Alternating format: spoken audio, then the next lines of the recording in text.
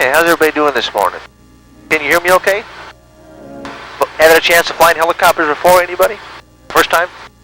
I think you'll be pleasantly surprised. Kind of like a magic carpet.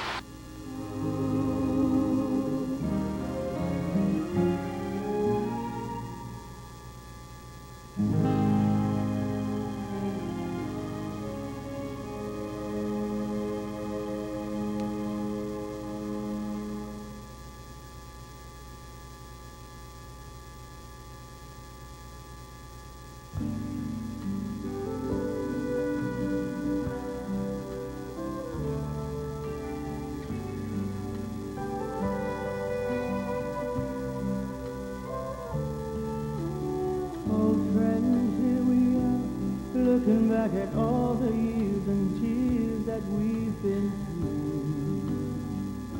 through. Okay, I want to welcome everybody aboard Blue Hawaiian Helicopters. My name is John. I'll be taking you out to the Hawaii Volcanoes National Park area. A few things before we go here. We do ask all of you to keep the seatbelts on during the flight. Real quickly, just double check your seatbelts. Make sure that they're all buckled together. Any reason we do have to remove the seatbelts, just lift up on the metal clip on the top of the buckle, and they do come apart. The emergency exits are the doors that we use to climb in, the door off to the right here as well as the left door. In the event we had to do a landing and open the doors, the handles are located near the back of the door frame, these metal levers. If you push down on the handle, the doors will swing out and open. Up near the front of the door at the bottom, there are some orange handles. These are called jettison handles, which are emergency release handles for the doors. These function by removing the plastic clip, pulling back on the orange handle, and the doors will jettison from the side of the aircraft. Below the back seat is where we carry all of our first aid gear and survival equipment. And we carry a fire extinguisher on board over here up to my right on the floor, and we do ask nobody smokes on our flights. Now, as you look around the cabin a little bit, you may spot these little white bags, just in case you don't feel 100%. I don't think you'll need them, but just so you know, they're located below the briefing cards around the cabin. Now those times are far behind me. It's so good to see your smile. I'd forgotten how you were the one. Okay, we've got our clearance for takeoff here, and we'll be on our way.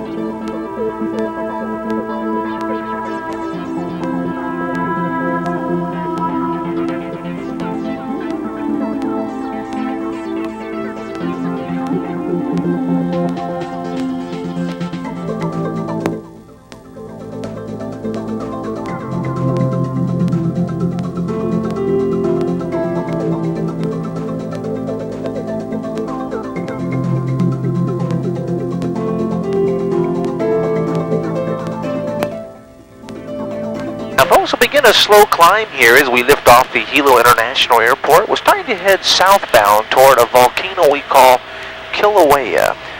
Folks picked a beautiful morning for flying here today. You can see Hilo Town just off to our right now. Some of you might have spent a little time in Hilo before flying with us here this morning. Well, we have a population here of about 46,000 people. This is the largest city here on the Big Isle of Hawaii. Well, it's actually the second largest city that we have in the state of Hawaii, second to Honolulu on the island of Oahu. Now, most Hilo Town has kind of an unusual reputation. Well, it's known to be the wettest city in the United States. Average rainfall about 140 inches a year. Back in 1990, we broke a record, 211 inches of rainfall. Pretty good reason why the economy here over the past 100 years, mostly based around the agriculture. All the commercial sugarcane growing as well as macadamia nut harvesting. Now, speaking of macadamia nuts, right out in front of us here, we're passing over the Mauna Loa macadamia nut orchard. A couple 100,000 macadamia nut trees commercially harvested out here by the Sea Brewer Corporation. As you look down, notice all the tall Norfolk pine trees, which simply act as windbreaks and kind of protect the smaller trees from our trade winds that build up along the coastline. Nice thing about these trees down here, all you have to do is wait for the nuts to fall from the branches. They pick them right off the ground. Now, the only drawback is it does take about 7 to 8 years for these trees to mature, so you have to be a little bit patient. Of course, we can thank Australia for all these macadamia nut trees because that's where they originally came from.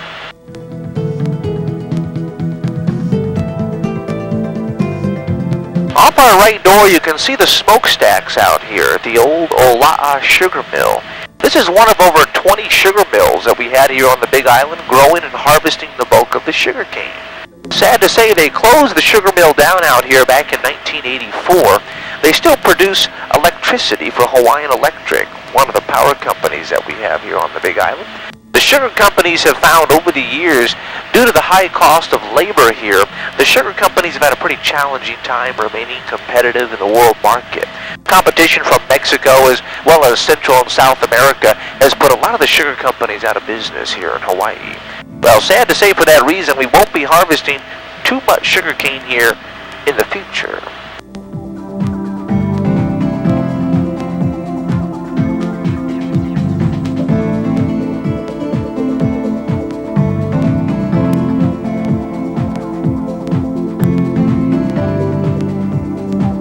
Now, folks, this area out in front of us here is what we call the Puna Rainforest. This is actually one of the last lowland rainforest areas left in the United States.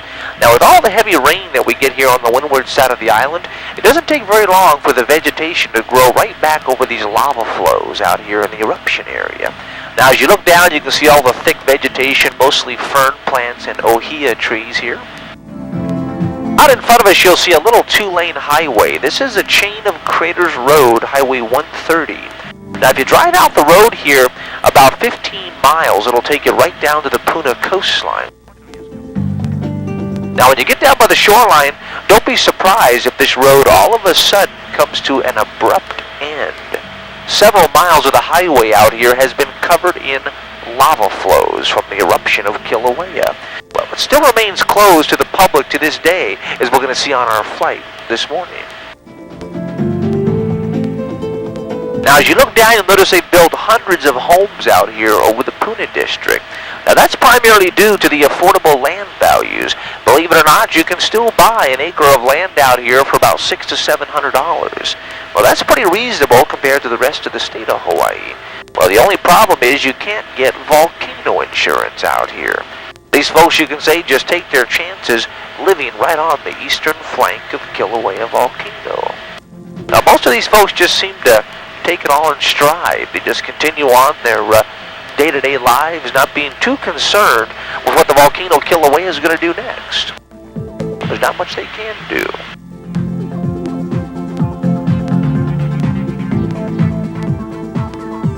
Now, this is kind of country living out here, Hawaii style. In fact, most of the residents who have built homes out here in the Puna district over the years actually provide their own water as well as their own electricity. Now, as you look down behind the homes, notice all the water catchment tanks in the backyards. Well, they just catch the rainwater right off the rooftop. Well, it's a pretty good system. The only problem is the water doesn't taste very good out here. That's because of all the pollution from the volcano. Well, over the years, quite a few residents out here have started their own small agricultural farms and businesses out here.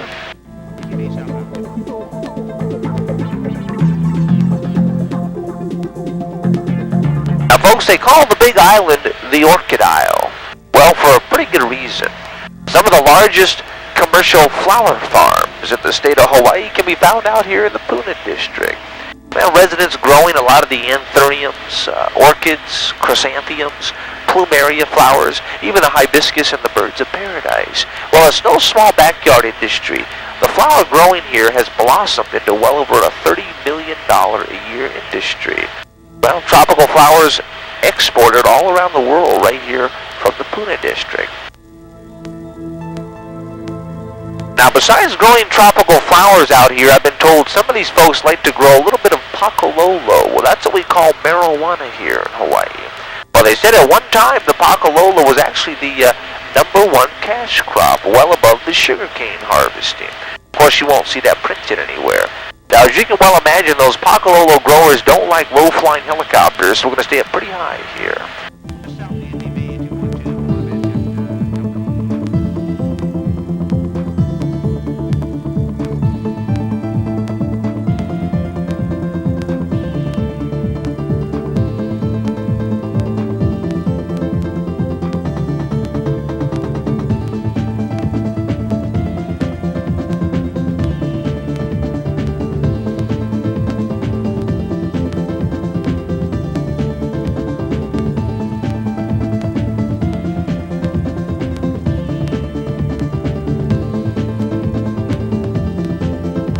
Now, folks, we'll get a chance this morning to visit the most active volcano on Earth. This is the one we call Kilauea.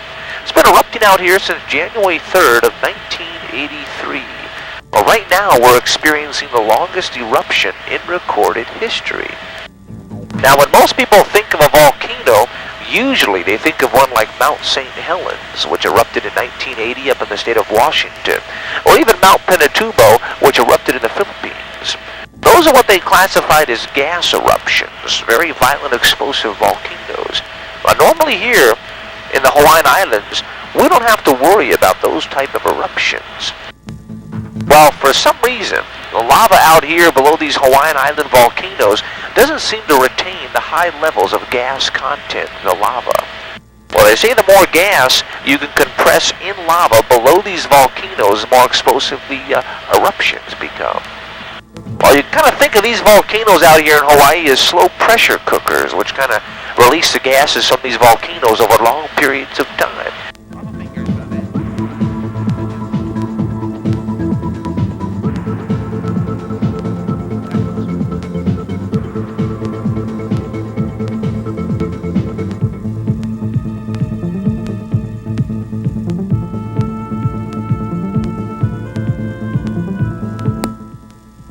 Now, folks, just ahead of us, the rainforest begins to disappear as rivers of lava flows have consumed over 18,000 acres of rainforest.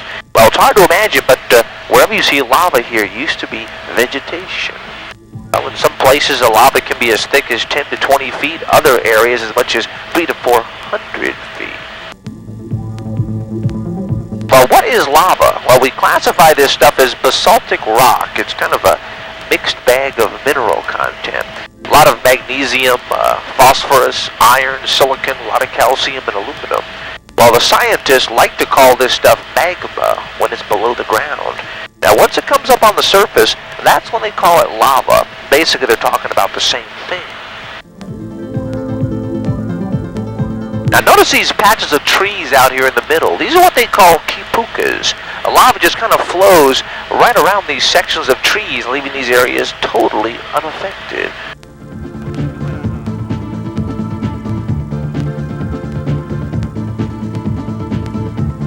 Now, as you begin to look down, notice the different types of lava.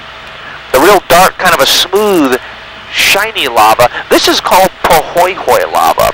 This is the real hot stuff, which reaches temperatures well over 2,200 degrees Fahrenheit. This stuff flows like water on the surface. The real rough, kind of a crumbly looking lava is what they call lava. Well, it may surprise you to know that there really is no difference between the two. The mineral content is exactly the same. What seems to cause the difference in the texture formation seems to be the way the lava cools and solidifies.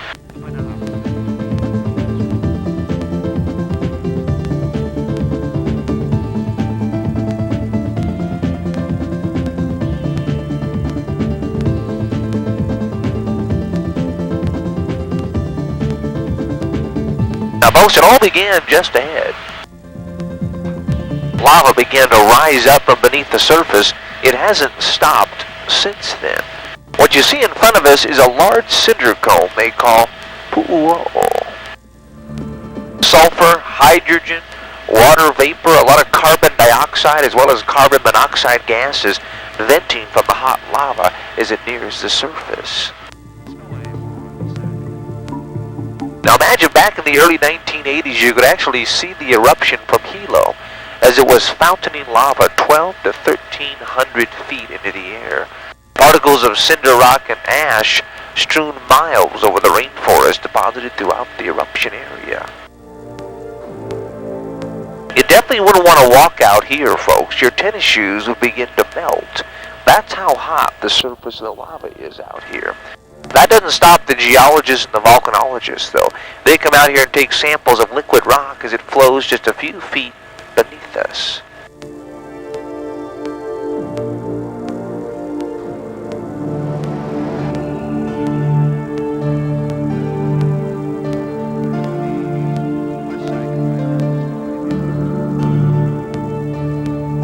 Now, folks, we get hundreds of earthquakes every day out here, which are all caused by lava shifting beneath the surface. Now, some of these earthquakes have been large enough over the years that the crater itself out here has been collapsing. Hard to see how much longer it's going to remain open as we see it today.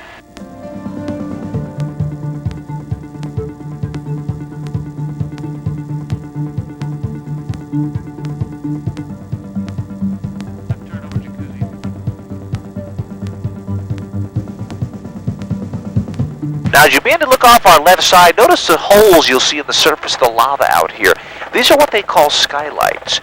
As the lava has begun to cool over time out here, it's actually created an underground tube system, an underground river of liquid rock flowing just a few feet beneath us. If you look up the tube system where that big cloud of blue smoke is coming up, you can see a skylight. You can actually see red lava down inside of it at over 2,000 degrees. You can see it. Look just off our left there, right out there in the flats. Not a good place to fall down into.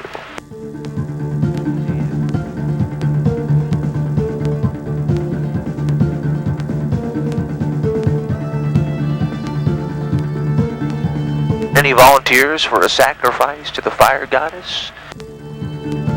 Maybe we can end the eruption that much quicker here. Well, you see, folks, the early Polynesians who discovered the Hawaiian Islands, even some of the local residents to this day, have always kind of disregarded the scientific theory as to what goes on here at the volcanoes. They've always believed and worshipped in a fire goddess, a goddess they call Pedle. Now, they believe to this day that this fire goddess Pedle is responsible for the eruption here at Kilauea. For whatever reason, she becomes angry or even displeased while she creates eruptions. Now, it's also said that this fire goddess Pedle likes human sacrifices. Maybe we'll have to offer a human sacrifice in the eruption.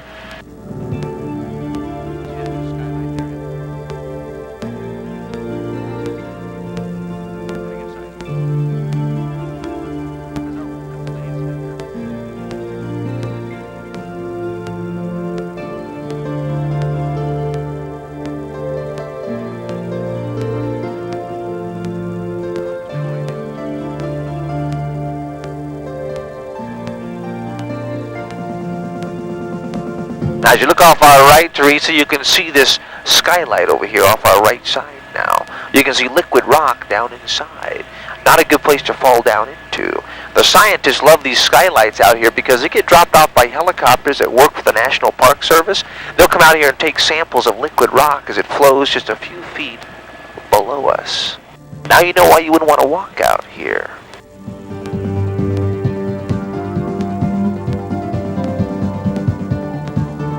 No volunteers yet? Let's descend down. Take another peek inside off our left side here.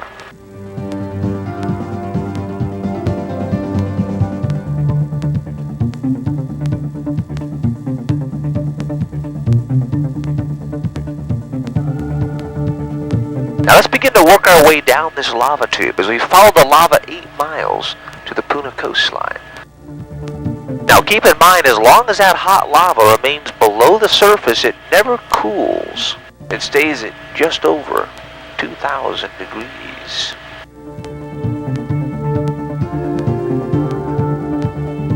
Ahead of us, the rainforest begins to catch fire as hot lava slowly begins to work its way down to the shoreline. Now, as you begin to look down, notice the real contrast between the different types of lava, the pahoehoe versus the aha. It's amazing that the mineral content is exactly the same. It's even more amazing, all you have to do is add water to the lava out here, and the vegetation starts to grow right back again.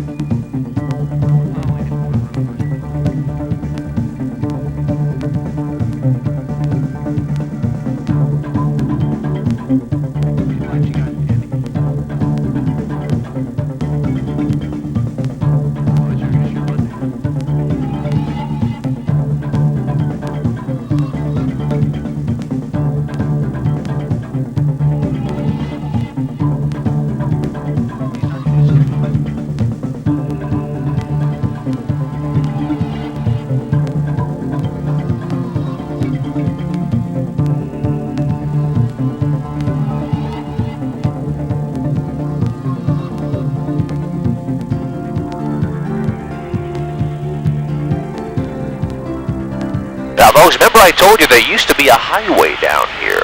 Well, the chain of craters road, Highway 130. Well, miles of the highway down here now buried in rivers of liquid rock. Well, maybe someday in the distant future, they'll create a new road down here and possibly open it back up again. Now, you won't find too many white sand beaches down here, but what you will find are black sand beaches. For you see, folks, as lava enters the ocean down here, it begins to crystallize into shards of basaltic rock. Look off our left door, Highway 130, the chain of craters road.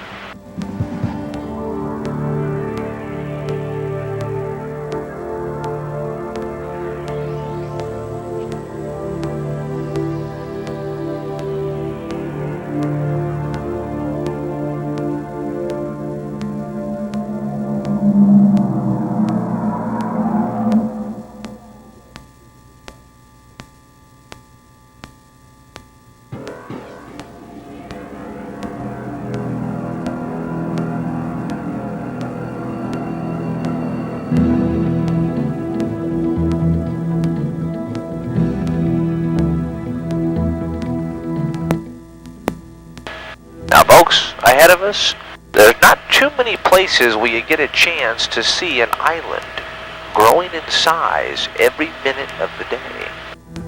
Ahead of us, clouds of sulfuric and hydrochloric acid begins to billow from the shore as lava enters the sea.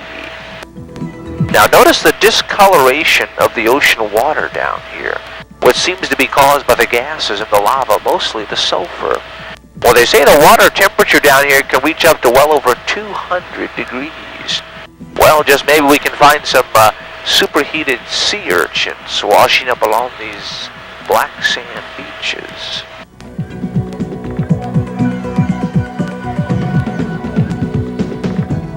Now, I've come down here many a time and not seen a drop of lava entering the ocean. All of a sudden, 3 or 4 days later, it just kind of starts right back up again. It's extremely unpredictable. We get these underwater landslides which occur fairly frequently out here. As the lava builds up over the piles of sand out here, the crystallized lava, over time the shoreline begins to slowly sink below sea level.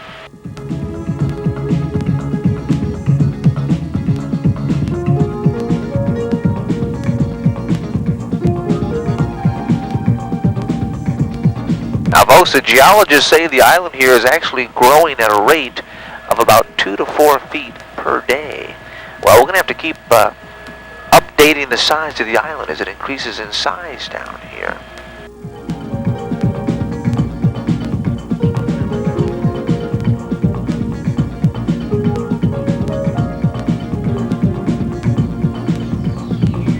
Now, your guess is as good as mine how much longer the eruption will last down here. Another 10 years, maybe another 20 years. Maybe we'll see an additional 500 acres of new land added to the coastline.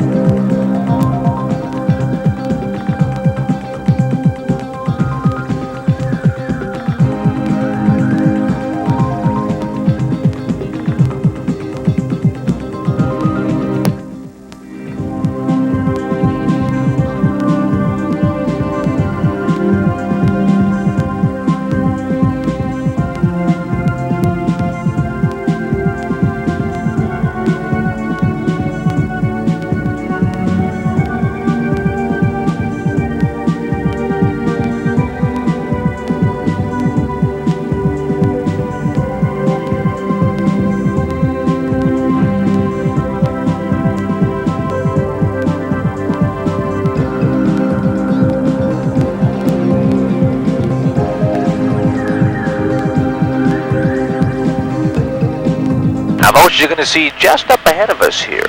Well, it wasn't just these rainforest areas threatened by the eruption. Well, since this all started, well over 205 homes have been destroyed down here along the Puna coastline, causing well over $62 million worth of property damage. Well, luckily all the residents who have lived up here along the Puna coastline have had plenty of time and warning to evacuate these areas well in advance to these lava flows becoming a real major threat here. Now, as you look off our left door, you can see what's become of this old subdivision here they call Royal Gardens. It was actually built back in the early 1960s. Little did these folks know when they built the homes here, they'd be evacuating years later due to the threat of lava flows. Now, today it looks more like a modern-day ghost town. The roads don't seem to go anywhere. They're simply cut off from the rest of the island. Well, folks, here's your chance to buy a vacation house.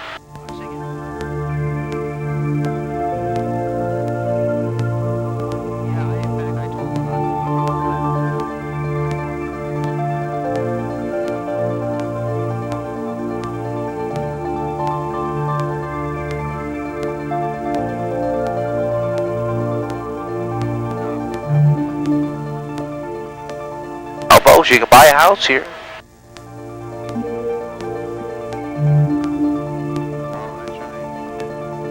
Now, Kilauea has proven to us time and time again that it is very unpredictable.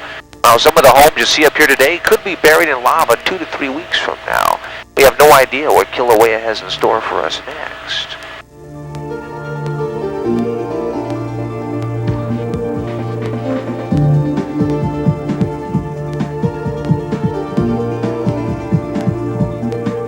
All you can see is the red rooftop of this house off to our right here, sticking up at about 50 feet of lava.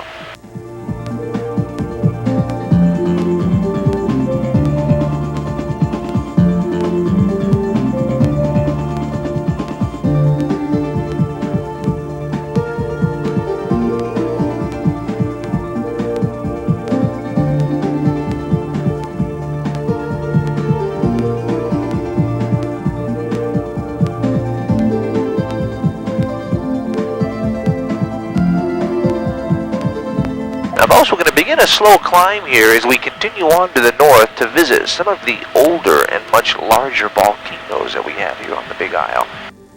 I also want to take you up and show you some beautiful waterfalls up along the Hamakua coastline. Well, it always comes to a bit of a surprise to people when they find out that Kilauea here is not the only active volcano that we have on the Big Island. But we do have a couple other volcanoes which are classified as active, which could possibly erupt again in the future, well, just as they have so many times in the past. Now, Kilauea, folks, kind of steals all the attention away from the other volcanoes because it is the only one which is erupting at this time. Well, that wasn't the case back in 1984. That year, we had a chance to see 2 volcanoes erupting simultaneously. Kilauea and a mountain ahead of us called Mauna Loa, the largest active volcano on Earth. Now imagine just for a moment living in Hilo and watching 2 volcanoes erupt simultaneously. Well, there's not much the Hilo residents could really do about it, but simply prepare for an evacuation as the lava came within 5 miles of reaching the town of Hilo. Now for about 15 days, those Hilo residents were sitting on pins and needles, not knowing for sure if they'd have homes to return to. Well, luckily, after about 30 days, the eruption at Mauna Loa began to subside and eventually came to an end. We haven't seen a drop of lava since then. Well, the scientists say we better not let up our guard just yet. They say if you look back over the past 100 years, Mauna Loa has been erupting about every 10 years on the average. Well, right now we're a little bit overdue for another eruption from Mauna Loa. Well, it could happen tomorrow, next week. It might even threaten the town of Hilo again in the future.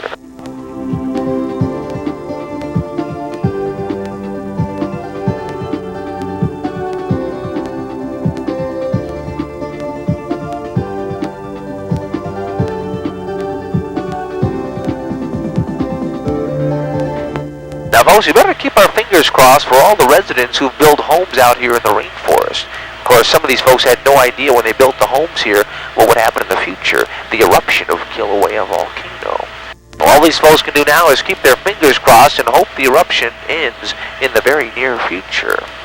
Not only do these folks have to deal with the constant uncertainty of not knowing if these homes will be covered by lava, but they have to deal with the pollution from the volcano, all the sulfur and the hydrogen gases. Well, we don't call it smog here in Hawaii, we call it VOG, or volcanic haze.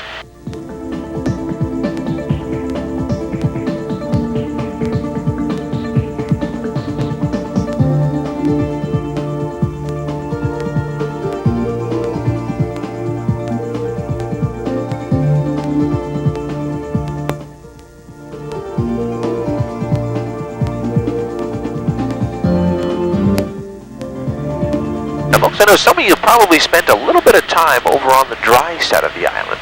Kailua Kona, maybe the Kohala coastline. Well, they don't get much rain over on the west side of the island. In fact, the Kona coast is so dry that it's classified as a coastal desert area.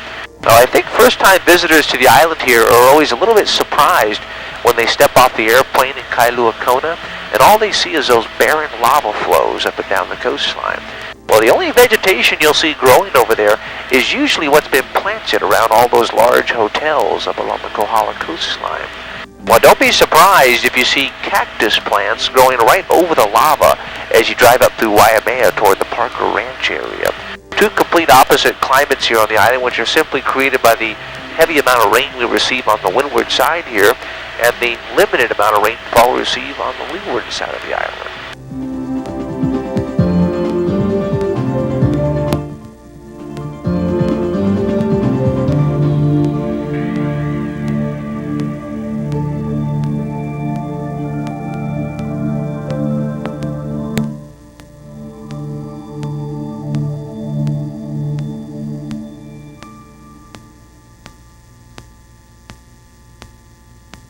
Now, just ahead of us here, we're going to pass over some of these old sugarcane fields that we have out here just south of the town of Hilo.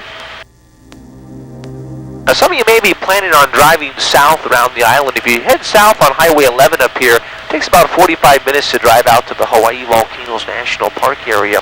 Now, once you get there, you can spend a little bit of time at the Visitors Center as well as the HVO, the Hawaii Volcanoes Observatory. You can also spend some time hiking or driving around the summit of Kilauea.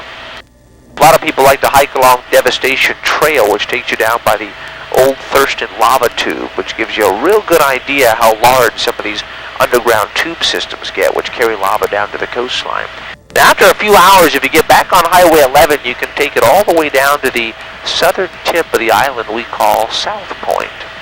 Now, if you hike along the coastline down at South Point, that's where you'll discover most of our green sand beaches. Now, all the crystallized lava down there seems to have kind of a greenish color to it, which is simply created by the olivine mineral, which is found in the lava throughout that area of the island. So besides our black sand beaches, well, we also have the green sand beaches here.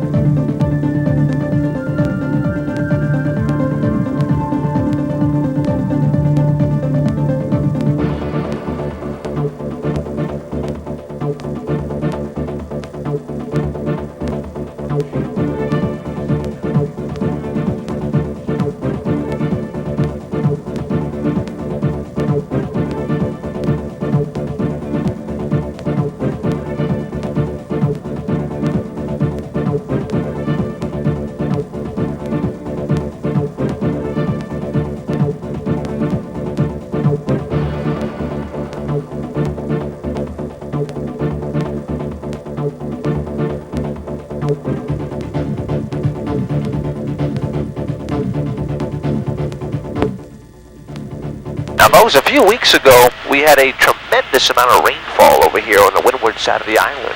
So much so, in fact, that it actually created about 1.5 feet of new snow up on the summits of these taller volcanoes up here, Mauna Kea and Mauna Loa. Now, it's not uncommon during the winter months to get snow on these taller volcanoes here on the Big Island, but it does melt pretty fast, so it does give us a bit of an unpredictable ski season here in the Hawaiian Islands. begin to see Hilo Town off to our right here a few miles. We're going to continue on to the northwest as we work our way up along the high rainforest, up along the slopes of this volcano up here we call Mauna Kea. We'll take you folks up to a waterfall area we refer to as Hawaii Falls.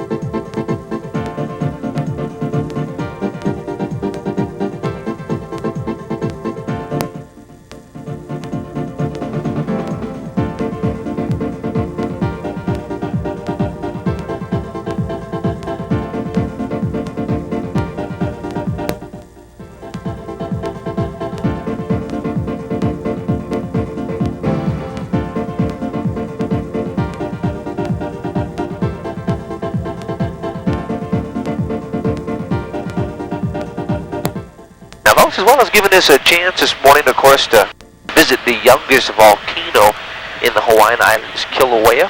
Well, we're also given a chance to visit the youngest island here, the Big Isle. Now, as we just saw, this island is so young, it's still growing. Well, hard to see how much larger it might get in the future. Now, they say the Big Island is about 800,000 years old. Actually, that's pretty young compared to the rest of the Hawaiian Islands. The island of Maui, they say, is about 2.5 to 3 million years old, whereas the island of Kauai, the Garden Isle, closer to 7 million years old. Now, it's still hard to imagine that these islands that we call Hawaii began as underwater volcanoes that long ago.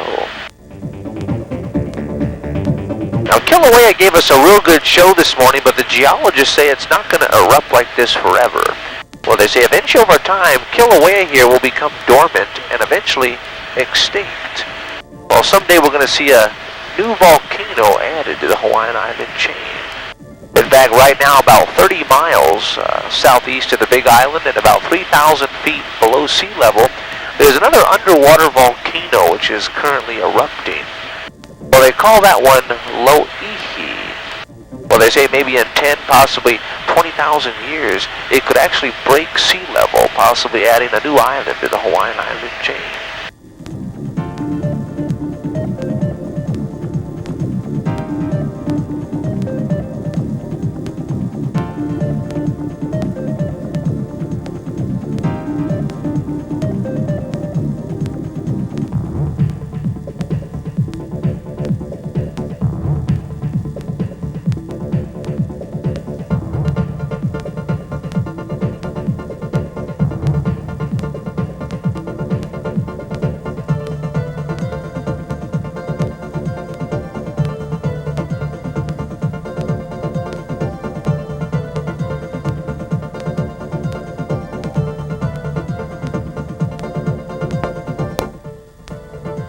Now, folks, up ahead of us here, as I mentioned, I've tried to hike up to these waterfalls I'm going to show you here this morning several times. The only problem is you have to jump over about 4 fences which say no trespassing.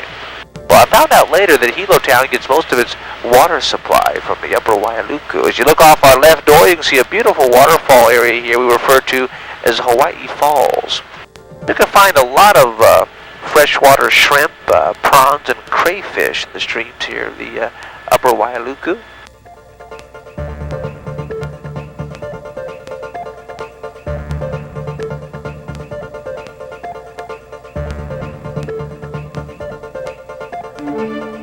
A nice place to have a picnic if you could ever get up this far.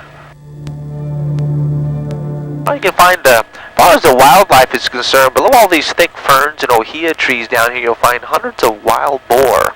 Now, all the feral boar were originally introduced to the Hawaiian Islands by the early Polynesians as a food staple. Over the years, they've multiplied. They do a pretty good job of eating up the rainforest up here. Up along the slopes of these taller volcanoes, you can find herds of feral sheep as well as feral goats. You also find the mouflon sheep, which is found up here near the summits of Mauna Kea and Mauna Loa.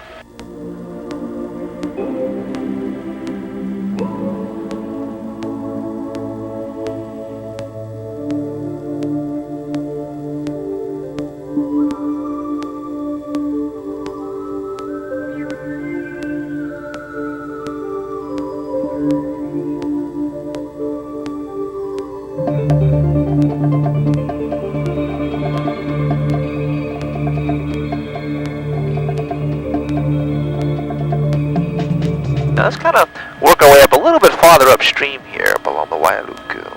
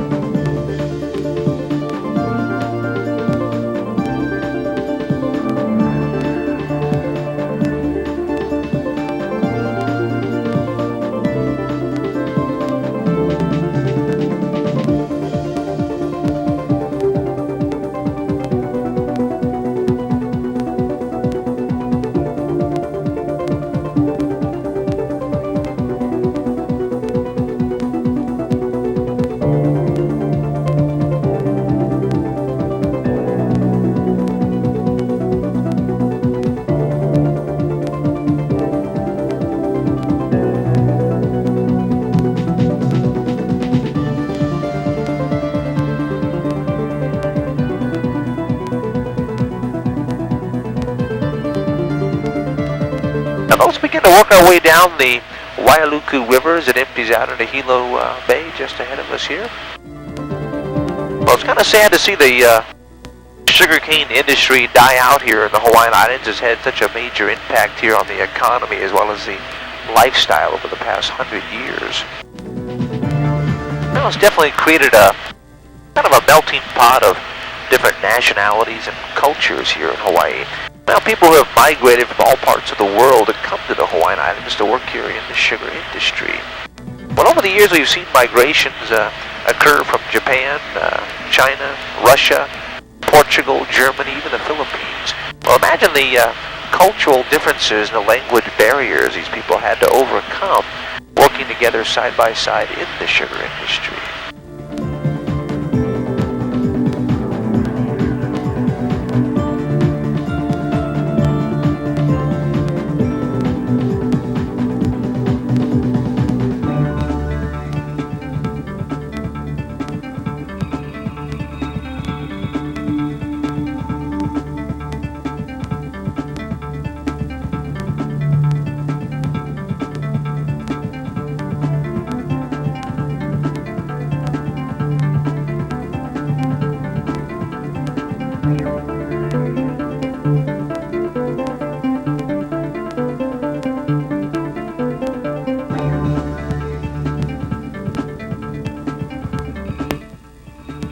Now, folks, ahead of us, as you begin to look across Hilo Bay, you'll begin to see Coconut Island, a few of the larger hotels along the coastline, the Nani Loa Hotel, the Hilo Hawaiian, which service the visitors who overnight here on the Hilo side. By the month of April every year, Hilo Town always sponsors the Merry Monarch Festival here, the International Hula Festival, which draws a crowd to Hilo Town from all around the world. Now, Hilo kind of gets stuck with this unfair reputation as being labeled the wettest city in the United States. We do get a lot of beautiful days over here on the Hilo side more often than not.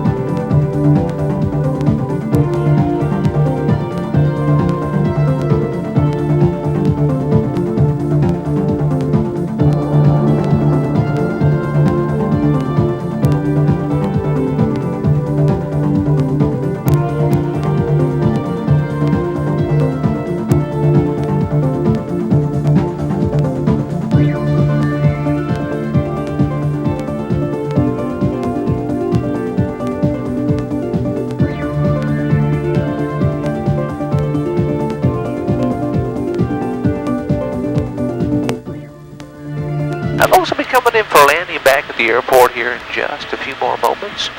On behalf of Blue Hawaiian Helicopters, myself, John, I want to thank you folks for spending some time with us here this morning. Folks are planning on heading out and visiting the island of Maui. We also do helicopter flights up to Haleakala, as well as the West Maui Mountains out of the Kahului Heliport. We also service the west side of the Big Island out of the Waikoloa Heliport along the Kohala coastline. I also do ask you a favor if you could recommend Blue Hawaiian Helicopters to your family and friends if they plan on coming out and visiting the islands here in the future. And we do ask you to keep the seatbelts on until we land. Once we touch down, our dispatchers are going to walk out and open the doors up. Be real careful when you do step out. We do ask you to walk to the front of the helicopter for us.